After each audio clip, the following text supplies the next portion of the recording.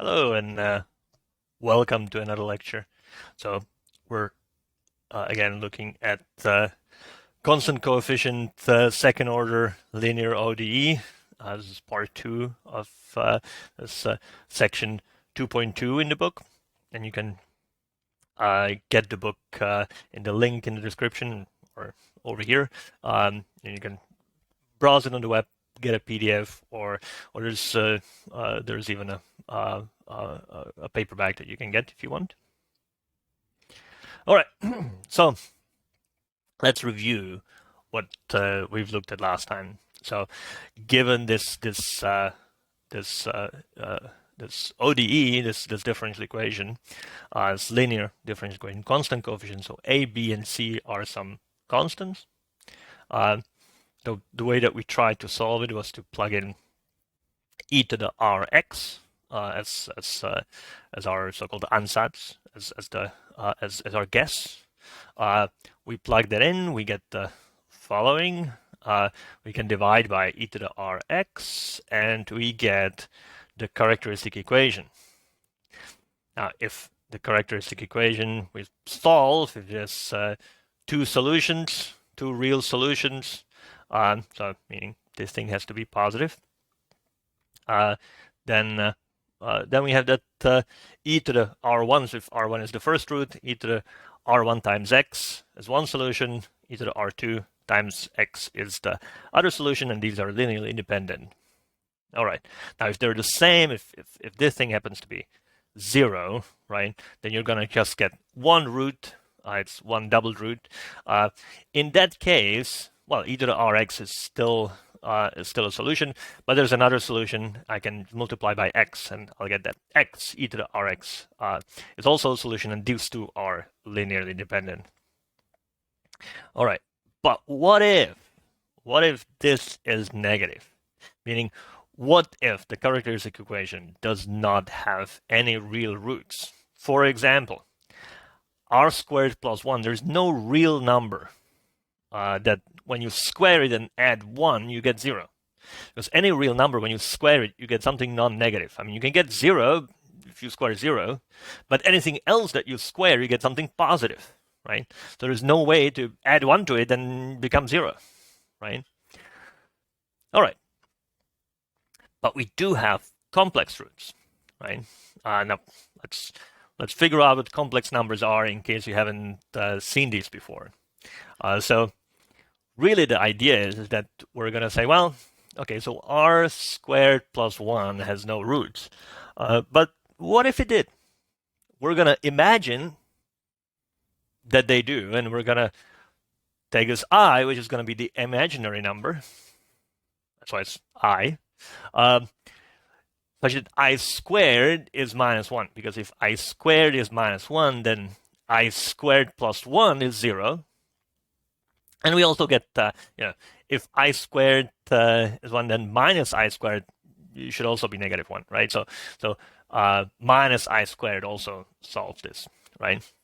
But basically the main thing is that, okay, we imagine this imaginary number that solves this equation, right? Now, by the way, engineers sometimes, and some physicists, I think, use J instead of I, but I think that's because engineers haven't learned to spell, because there is no J in imaginary, right? It's I, right? It may sound like there's a J in imaginary, right? But anyway, so if you see J somewhere, it's also in other countries. It might be more common. So like you might see somewhere, if you're reading Wikipedia article on something, you might see J instead of I.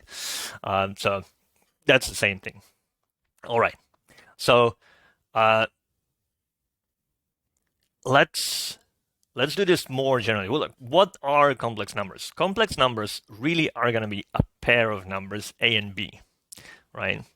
And so if we want to do algebra with them, well, all it is we define what do we mean by adding and what do we mean by multiplying, and this is what we mean. By adding, we just add the two, and by multiplying, well, we have this maybe complicated looking formula, but that's the one that, works the way that we want. So the way that we think of real numbers here are that the second number in this pair should be 0. So a real number a is really a comma 0. And then the imaginary number is 0 comma 1, right? So let's see that I squared really is negative 1. So I squared is I times I, which is 0, 1 times 0, 1. And we plug it into this formula, and we do get minus 1, 0, right? Because we have A and C are 0. So A and C are 0, so this is 0. And B and D are 1, so minus 1 times 1. So we have minus 1. And over here, because A and C are 0, then the second component is just 0. All right, so that works. Right? That's what we mean by negative 1. Negative 1 is real, right? So that's the way that we write it. Now, from now on, we're not going to write this as a pair like this because that would be annoying. We're going to write it like this. A plus I times B, right?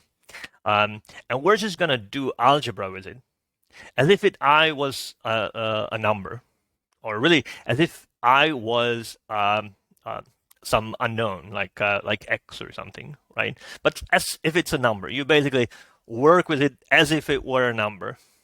The only thing that you know about it is that when you square it, you get negative 1. Now, the a here is called the real part, and we write it like this. We say the real part of this complex number, a plus ib, we're just going to say, well, that's a, right? So, and we'll write it as the re of this thing, a, right? That's just something that picks out the real part. And similarly, the imaginary part is whatever we're is multiplying the b, right? So a plus ib. The imaginary part is b. Now it's not ib, it's b. The imaginary part is this real number, right? So okay, so that's what we mean by real and imaginary part. All right. So let's do a couple of examples of doing this sort of algebra. So let's suppose that I have this this expression, and let's try to simplify it a little bit, right? So I have to do this multiplication, then this subtraction, right? Okay. So well, again, as I said, it just works just like your algebra would work with anything, right? So I have 2 times 4 times I, right? And then 3 times 4, well, and there's an I and there's another I, so there's an I squared out here, right? So I'm just distributing the 4I inside, right? And there's still the minus 5, of course, right? So over here, 2 times 4 is 8.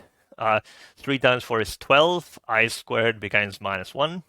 Now subtracting minus 5i, and so we just have, from this we get the minus 12, and then we have 8i minus 5i is 3i. Yeah, so that's the way it works, right? Or another example. Suppose I multiply this thing, right?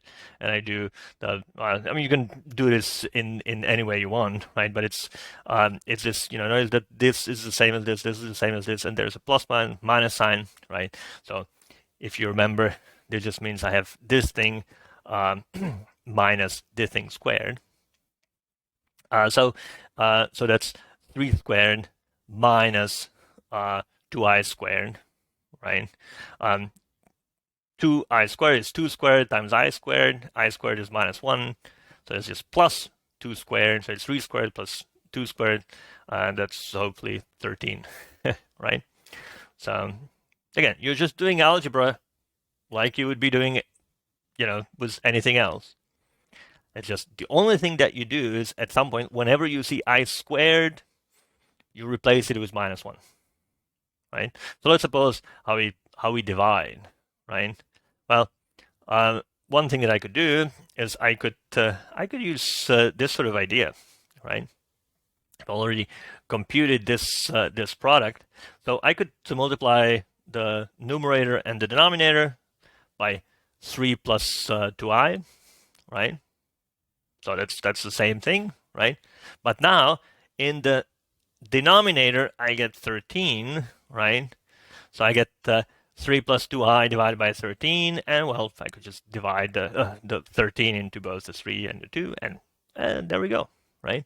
That's our that's how we wrote everything. If we want to write everything in this form, right? So we wrote all of these in that form. In this case, it was actually real. All right. Now, what we want is a complex exponential, right? So exponential of a complex number. Now, we really want an exponential, whatever it is, it should really satisfy this, right? We really want anything that's called an exponential to satisfy that, right? If there's any justice in the world, it's going to satisfy that, right? So e to the a plus ib should really be e to the a times e to the ib.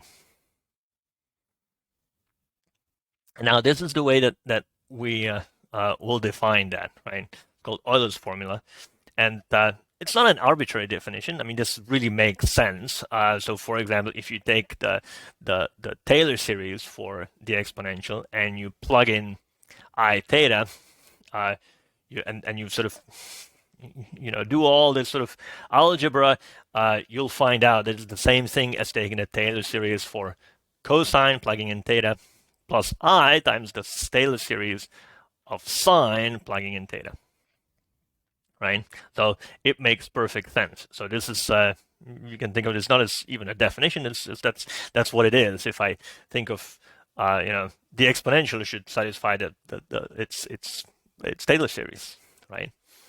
All right, but that's what it is. E to the I theta is cosine of theta plus I sine theta, and similarly, you can do the same thing with minus I theta, and that's really just gonna because minus, if I plug in minus theta over here, cosine of minus theta is cosine theta. So that stays the same.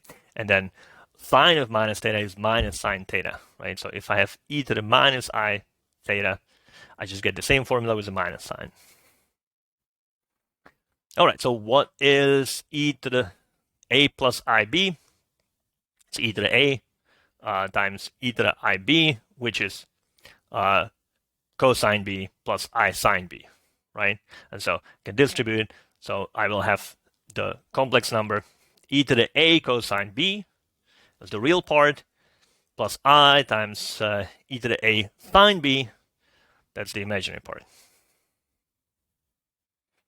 All right, so as an exercise, you can check that you can, if you know the complex exponential, you know cosine and you know sine, because it's really coming from the fact that the cosine is a real part of the complex exponential and sine is the imaginary part of the complex exponential. Now, just a remark, but most trig identities that you know actually come from this this identity, that e to the z plus w is e to the z times e to the w for complex numbers. That's actually going to give you lots of trig identities. So if you want to derive trig identities, you can use that. Anyway, so that's just a remark. Okay, so now let's get back to ODEs, right? So we have this ODE, here's this characteristic equation, and suppose that the roots are complex. So suppose that the discriminant is negative. Now, the roots are, again, still just the quadratic formula, but now I have this negative there. Well, as a square root of something negative, I get an I, right? So if I sort of bring out the I, bring out the negative. So I'm going to just multiply the thing by negative. So I get 4ac minus b squared, so minus the discriminant, and then I have an I out here, right? Now, one thing that you should notice here is that, so because we were starting with this equation where a, b, and c are just some real numbers, and so these are just some real numbers, we get that the roots are always of this form. They're a pair. They're some real part plus and minus I times some imaginary part. So you get always a pair that's sort of symmetric across the real axis. It's that they're always, it's alpha plus I beta and alpha minus I beta. They always come like this. So if you know one, you know the other. Now, a general solution, well, it's just like before. It's R1 and R2. I just plug them in here, right? So it's C1 e to the alpha plus IB x plus C2 alpha minus IB beta x, right? And it's maybe not so satisfying because here, so because these are complex exponentials, the C1 and the C2 have to be complex valued, right? They can't be real valued. So this becomes a little complicated, right? Now, by the way, the calculus still works. Everything still works the same, right? We can do all these derivatives. You're just gonna get complex numbers out of this, right? So everything works perfectly. We just need to use complex numbers, and we really know that we should have real solutions, right? Because there should be a real solution to this thing. So let's try to figure out some real solutions. So these are two complex valued. They're linearly independent. They're complex valued solutions too. So maybe not so satisfying. All right. So let's write one of them. Let's start with this one, right? Let's let's write it out, in the way that we expanded this exponential, right? So it's e to the alpha x times cosine beta x plus I e to the alpha x times sine beta x. All right, and we can do the same thing with the second one, right? So we'll get the same thing. There's just a minus sign, right? There's plus sign, minus sign. Otherwise, they're identical, right? Except for the plus sign and minus sign. Now that's important. We can use that to get real solutions because we can do superposition. We can take any linear combination of solutions and get another solution. So if I take the average, let's say, of these two, right? So I take y1 plus y2 and I divide by 2. Then what do I get? Well, I get this plus this, which is just going to be twice the real part. And so I divide by 2. So I'm just going to get the real part, right? Which is e to the alpha x cosine beta x. That's real, right? There's no I in here. Alpha and beta are just real numbers, right? And similarly, I can get the imaginary part, right?